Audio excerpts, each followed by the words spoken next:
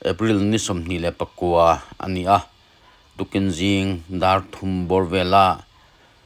Khumtung Khua bazar lun lai taka thil thleng kan thlir hodon anga tuna video kan hmuang hianin haiwa tipper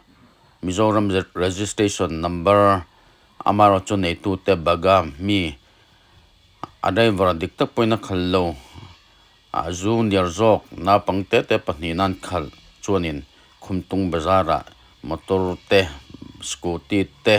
le in te le restaurant te mi veranda te kaiten te nolin chu tiang chuanin poina satak mai an khoi ani a hem chung changa hianin feller siak engina a video lakte kan thlir ho don nga feller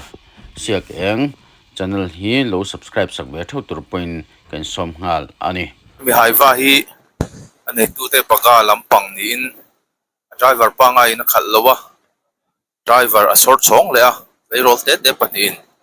nung leilama bung ruan pada anon let lam ania sing lam te nia anon tlan tai var ani mayang chu kan biang biak na kan han neya kan muta chuak ema kan lo ching sakani an tian mani punan zep lo en la no pang boka lai bazar kon vela restaurant ilze silo restaurant le so mate hotel baranda vel kha hian hol pheya nema alto car phei chu a per fatani thir chia ta ti mai lo chuanin tan ma siam that ngai na om to lo nya poi khop mai anei tu te pon line nat oma asutu driver te pol le lama la nau pang bok nen anin thiam lo khop mai tlan bo po tum lo in ti hianin an lo an chu ma len tia amutu ten amai ro chu le lama awan nei thlaka mihring hliam le chu tianga har satna tok em tu man lowa motor tele lai sir vela bung ruwa bazar waiting sit ti vel khanin atuar animaya so lai sonin unhemate bike po so achenual poka poi khop mai hei tunang lai te fur tumla ruwa tui aron tatan to a mun sang Mizoram mun sang ate chiat to kan omna sakop maya nimin lama te leng pui ko nga te polung klain tikhan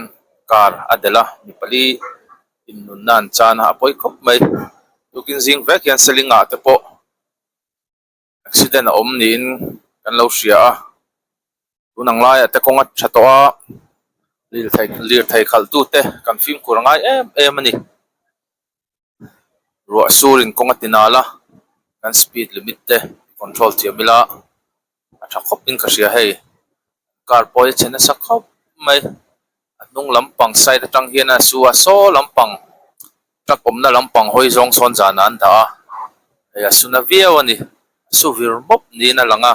tuna chonin haya khamphei zong in oma akar te po nung lama per po mai avan poi tak em hei tuna motor hi MZ 01S5260 ania anei tu hi baga lammi in a driver hian soi poi khop mai hei bazar phei kha thian an hola lai an restaurant phei zong sir zong ati hian cement te hi suwa chena sakop mai kar po siam that ngai na om to lo ni hei lai phei LZ silo restaurant kha kan ti to kha lai te po hei restaurant te pon ran thei ri don lo ni na lang tuna chuan na hianin chingchi batang police ten on kala fire the boy pui me kan nia kan khotlang hroi tu ten an boy pui boka hei tu kin zianga ro sur na sa poi khop mai lai bike hi eta nem fopata ania hei poi a chenual pok ani truck dar thlanga ke a bumper te atla a driver le a co driver te hian ma har satnan tok no hlawa awan nei thlak khop mai hei lai bazar te pokha super phei vek ani jing lam mudre hun lai te ani poka sun lama thil thleng chu ni se helai bazar lun lai te alo ni bok nen naupang school kal te le mi vei vak te pawh liam tuan nual in a din om ma se van duai van nei kan ni mai ang chu mihring in har satna engmah tawk lo in ti hianin kan om ani tuna siat tawh na hi Khumtung bazar lun lai tak kan ti tawh kha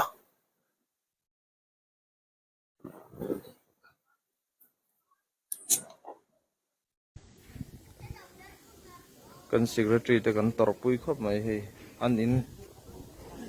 tripare nola an motor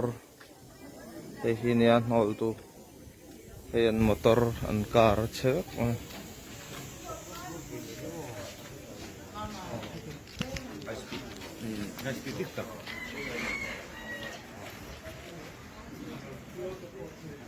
Yang baranda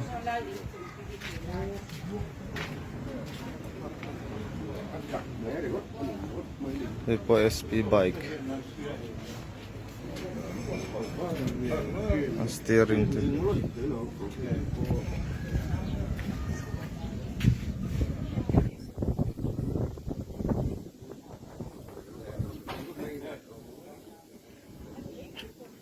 railroad in a khop mai